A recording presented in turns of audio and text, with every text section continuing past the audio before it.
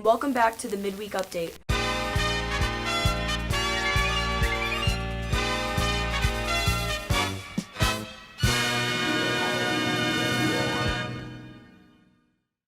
Hey Mepham, we might not have school today, but that's not going to stop us from giving you a peek into what's going on in our community. Right. We're here with an inside look at how people are reacting to Mepham closing and a sneak peek at an upcoming Mepham event. This and more as we take a look at what's going on this Midweek Update School Closure Edition. I'm Haley Hepworth. And I'm Riley Freed, and welcome back to the Midweek Update, the B&B show that brings you closer to the people and places in and around the Mepham community. The biggest story going on is obviously the coronavirus effects. However, B&B already checked that out in our COVID-19 update. So we're going to focus on the latest development, the closure of Mepham. With schools closing across the country, it was only inevitable that Mepham would close as well. At B&B, we agree with the safety precaution, but let's see how students are feeling across the community. Well, I'm a little upset because of all after-school commitments, but I do think it's the right move by the district because with all this going around, we definitely need to keep the school clean and everyone healthy. For the school closing, I'm into it. I like not having school. I don't really want to make it up if we have to, though. So. I think it's okay. I feel like we should have closed it a long time before they did, but it is what it is. It's kind of different not being in school every day, but it's not a bad thing. Even with the prospect of online school on the horizon, many students feel hesitant about this new adjustment. I think it'll be difficult at the beginning, but we'll get more used to it as we have to do it more. I mean, I'm up for trying it. I don't know if it'll be necessarily as interesting as regular school. I like the social aspect of going to school, but I'm all for trying it. I think it will be a difficult adjustment, and to be honest, I feel like Monday is going to be the hardest day, and then Tuesday we'll get more used to it, and we'll have more of a routine. And if we have to do it any further, then we'll just be completely adjusted to be able to do it whenever we need to. I think it's going to be irritating, but probably the best that we're going to get out of everything. So This type of precaution is called social distancing, and it works. Through less contact, more people can stay safe from the virus, and as of now, it's the best way to not get sick from COVID-19. do I think school closing will prevent the spread of the virus? No, because I feel like we were in school for so long before, when everything did start getting bad, that them closing it last minute really didn't help. If we close the schools, we're getting less gatherings of a lot of people. That should help stop it spreading around from person to person. So. That many people won't be in contact every single day, so it'll help prevent it if anybody has something. Well, because it's stopping the kids from more kids getting the virus, and also stopping them from spreading to other people. But the virus can spread in other ways. But schools are so highly populated, it definitely does help. As much as we wish school was open, we are fine with staying inside. For B&B, I'm Emily Rosenberg. It's definitely interesting to see the effect that the school closing has on everyone. Yeah, I'm curious to see what the next few days will bring for Mepham and the community. But no matter what happens, we know the sports has been heavily affected by this pandemic. Exactly. Check that out. We're going to see a new face in Mepham sports coverage. Sean Petraitis. Thanks, Riley. Now, I'm no Rocco Law, but I can still tell you what's going on this week in sports. Recently, the NBA, MLB, MLS, and the NHL have all postponed their season due to COVID-19. Now, we're not sure when these teams or leagues plan to come back to TV, but we can assume it won't be anytime soon.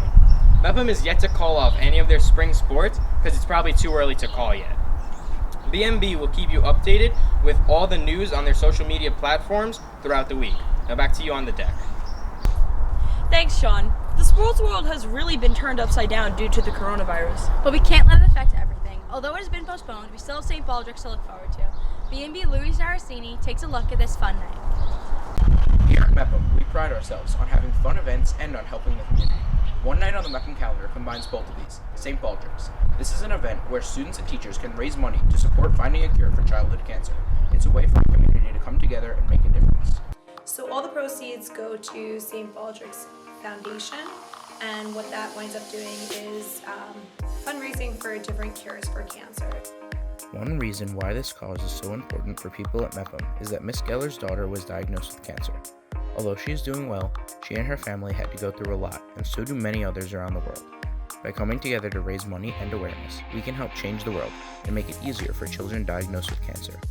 I guess one thing that I could add is obviously it's near and dear to my heart since my daughter is a cancer survivor, but I think the only other thing that I would like to add is it's truly amazing to work in a building that students along with faculty kind of bond over this experience in terms of just giving back. And it's such a selfless thing to do because the kids that we are helping in the long run, we're never going to get a chance to meet, and they're never going to get a chance to really thank us for our funds and what our money is actually doing for them.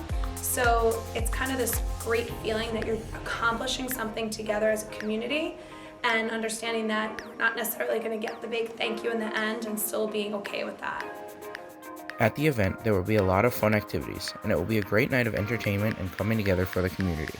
Some MEPM groups like Skull and Bones and BMB will be there, as well as many other performers, including bagpipe players and Irish step dancers. Similar to previous years, the main event of the night will be shaving for many people to raise awareness of cancer. I am very excited to cut my hair. I might get a little cold, but it's alright. As with many other MEPM events, St. Baldricks has been postponed, but on April 22nd, the event will happen and be even better than before, because there is now more time to raise money and even some surprises in store for the event.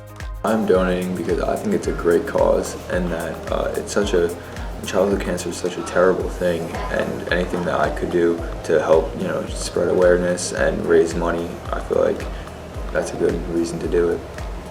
Don't forget to come out to St. Baldricks Night to enjoy a great event with the MEPM community and raise money for the cure of childhood cancer.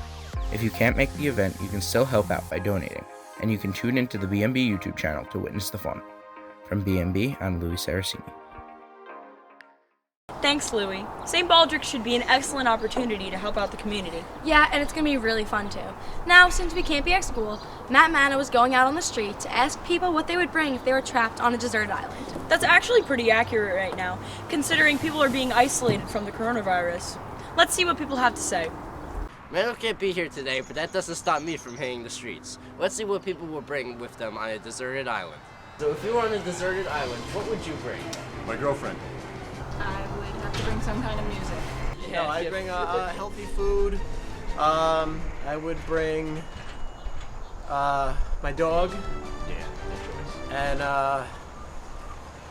And water. Some water. A knife. Let me see what you have. No!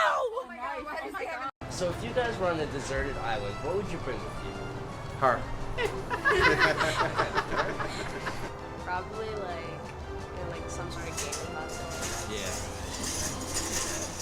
I would bring my most favorite book, one of Stephen King's, It. Wisdom, because the wisdom, comes with age, and that's what's going to get you through it, the things that you've learned. Oh my God! It's AJ from the BMB Morning Announcements. Hey, can you answer one question for me? No. What would you bring on a deserted island? No. What would you bring on a deserted island? I'm AJ, off. Nope, AJ. I am off. Thank you.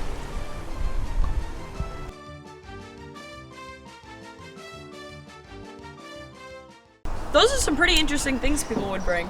So that's it for this week's Midweek Update. We'll be back next week with all new packages from around the BMCHSD to bring you inside the parts of the community we don't always get to see. Until then, I'm Haley Hepworth. And I'm Riley Freed. And we'll see you next Midweek.